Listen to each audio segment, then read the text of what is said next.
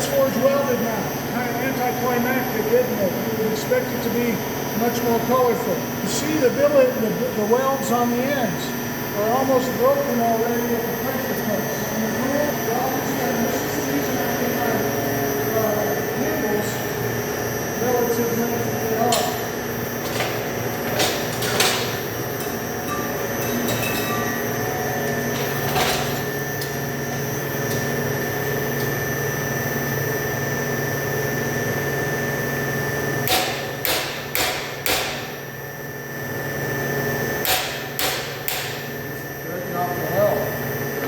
Yep.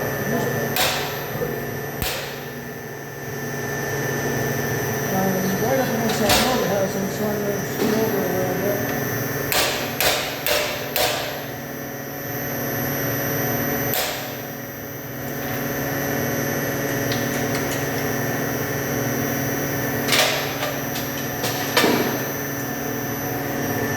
You can take a look at how it turned into kind of an hourglass as you look at it from above.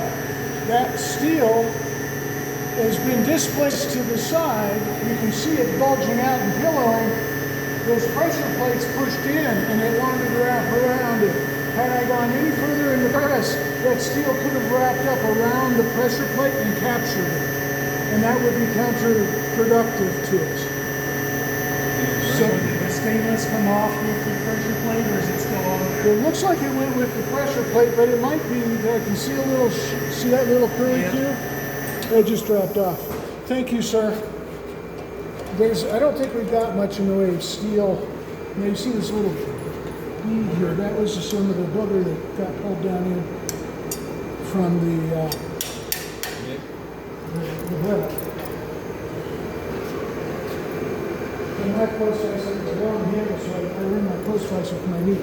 But see, here's how it looks. Yeah, see when I started wrapping around with the Yeah, it would have wrapped around my pressure plates if I had gone much deeper. Having that full material in there for the key to making that pop off. But if you try to Stainless. Yeah, the stainless foil is right there, it's oxided. I'm gonna put this back into the fire.